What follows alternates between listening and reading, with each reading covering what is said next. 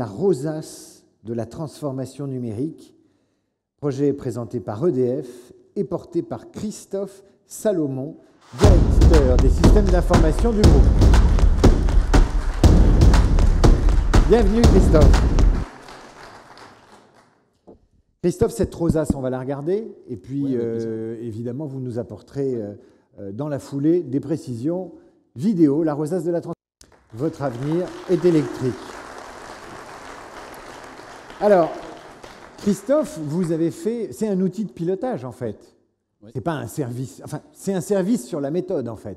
C'est ça. C'est un service sur la méthode. Pourquoi vous l'avez déployé ?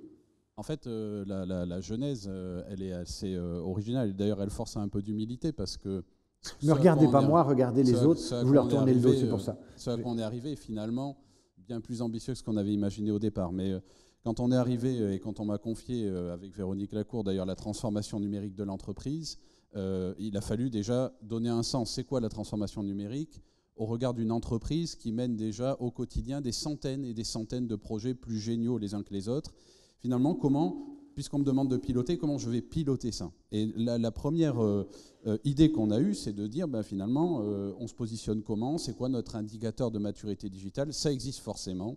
Et donc, on s'est retourné vers les grands consultants, nos grands comparants, d'ailleurs des entreprises qui sont ici aujourd'hui, et on n'a pas trouvé, il n'existe pas à notre connaissance, d'indicateur un peu reconnu et absolu de maturité digitale. Et donc, on s'est dit, on va déjà faire une photo, on va essayer d'en créer un dans les grandes dimensions que vous avez vues dans le film, qui représente EDF, sa relation avec 35 millions de clients, la gestion d'un parc de production, de distribution et de transport d'énergie, et puis la gestion de 160 000 salariés, le tout appuyé sur un socle technologique. Donc on a créé cette vision-là qu'on a d'abord pensé de manière statique, en fait, en disant finalement je vais mesurer et je vais essayer de voir comment je me compare, et qu'on a progressivement, et grâce au travail de nombreux représentants ici, qu'on a progressivement effectivement introduit comme un indicateur de pilotage, parce que ça nous permet de dire, avec tous ces projets, finalement je vais vers où ?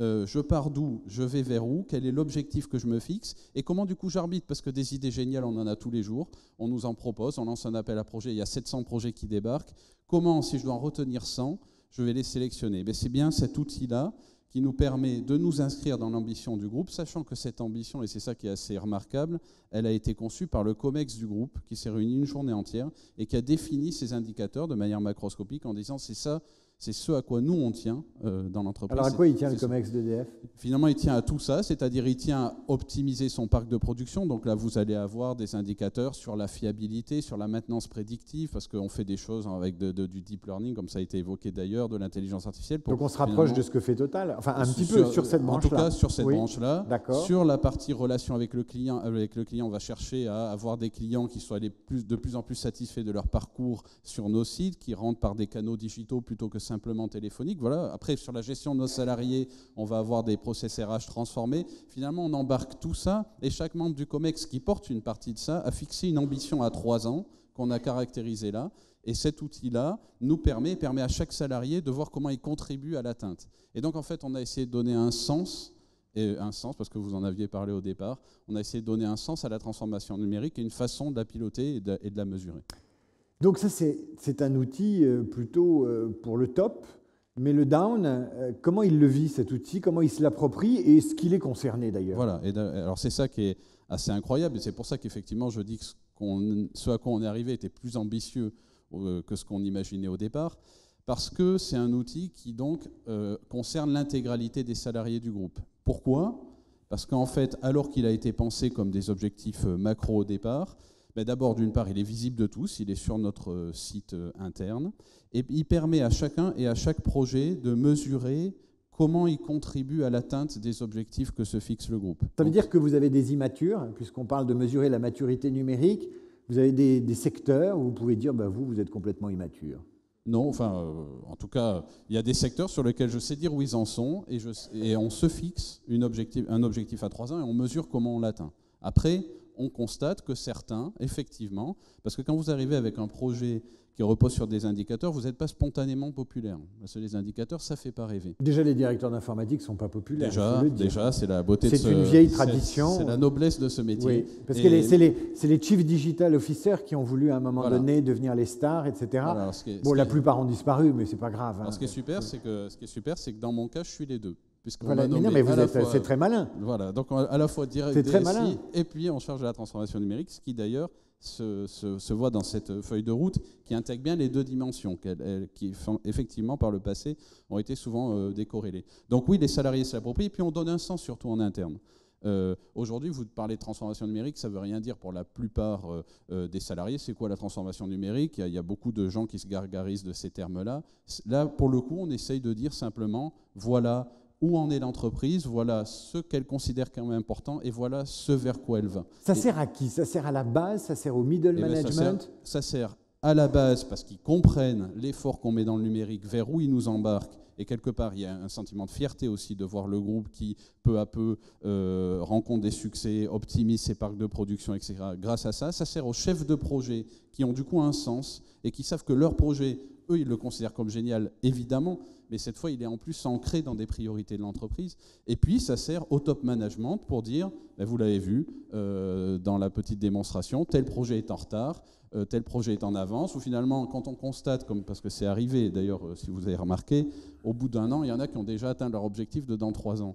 C'est probablement parce qu'ils avaient un peu sous-estimé leur capacité à faire, et donc on recale ça. Donc c'est vraiment un outil dynamique, un outil de pilotage qui évolue tout le temps. Voilà. Pourquoi c'est vous qui le pilotez ? Alors, c'est moi qui le pilote parce qu'on m'a nommé, Véronique Lacour, m'a nommé en charge de la transformation numérique, donc je suis très heureux de le piloter. Et en fait, moi, je n'en suis que le porte-parole, parce que le pilotage et la transformation numérique, c'est dans les métiers qu'elle se passe. Ce n'est pas moi qui transforme numérique l'entreprise. Moi, j'essaie simplement d'agréger tout ça, et avec l'équipe qui est ici, pour donner du sens et pour être capable de communiquer et de finalement optimiser notre portefeuille de projet. Ma dernière question à moi, c'est que peut ressentir le client EDF de base, qui va voir d'ailleurs, pardonnez-moi, les tarifs augmenter ou qui les verra très immédiatement, c'est un coup bas, de 6%, n'est-ce pas ? Qu'est-ce qu'il va ressentir de tout ça ? Dans sa relation avec EDF, qu'est-ce qui va se passer ? Est-ce qu'il va sentir quelque chose ? Sachant que quand on appelle EDF aujourd'hui, il y a beaucoup de choses qui vont très vite et c'est très souple, très fluide, très agile. Mais et je vous en remercie. Le client final, qu'est-ce qu'il ressent ? Alors d'abord, vous l'avez vu, le client, c'est une des dimensions de l'arrosage, parce que EDF a aussi la gestion d'un parc de production, elle a aussi la gestion d'un certain nombre de salariés, mais effectivement, la dimension client est fondamentale. On a 35 millions de clients en Europe, et bien comme la direction qui gère la relation client s'est fixé des objectifs ambitieux, ils vont voir les sites évoluer, ils vont voir les parcours se simplifier, ils vont voir des canaux, des multicanaux, des omnicanalités comme on dit aujourd'hui, c'est-à-dire qu'ils vont pouvoir commencer un dialogue par un canal de chat, puis même se faire d'ailleurs répondre pour aller très vite par des chatbots, puis peu à peu passer en téléphonique sur un conseiller clientèle qui ne va pas lui redemander, mais alors finalement, tu viens d'où, c'est quoi ton nom, etc. Mais tout ça, c'est un parcours qui se construit progressivement. Tout ça, c'est des objectifs qui sont traduits dans cette feuille de route, d'ailleurs qu'on appellera de moins en moins rosace, parce qu'il y a une vision statique dans la rosace, mais de plus en plus une boussole, parce qu'en fait, c'est ce qui nous permet de s'assurer qu'on maintient un cap et qu'on progresse dans le bon sens. Est-ce que vous voulez votre prix ? Ah ben oui, je veux mon prix. Il est prêt, il est presque assorti aux couleurs d'EDF, ce qui est quand même...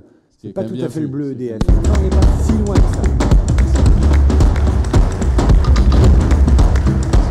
Christophe Salomon, DSI, groupe EDF. Vous pouvez dédier ce prix à qui vous voulez, dire votre émotion, vous évanouir, ça se fait. C'est comme vous voulez. Mais je veux dire à quel point je suis flatté, et je pense que c'est le prix de finalement toute une équipe qui œuvre au quotidien là-dessus. Et ce que je propose, c'est qu'elle me rejoigne sur scène, parce qu'il y a de nombreux représentants qui sont ici présents, donc s'ils veulent bien venir. Venez, composer sur la photo. Et de même que Véronique Lacour, qui est quand même le sponsor exécutif de tout ça, qui n'avait pas prévu de monter sur scène, mais Allez Véronique en piste. Madame la sponsor. Voilà, photo. Pendant que vous faites cette photo, une innovation sans laquelle, sans laquelle il n'y aurait pas de rassemblement. Quand on a créé les rassemblements de ce type-là, il y a une innovation à laquelle on a pensé en premier, parce qu'on savait qu'elle était un élément important de la dynamisation de l'ensemble, c'est la pause.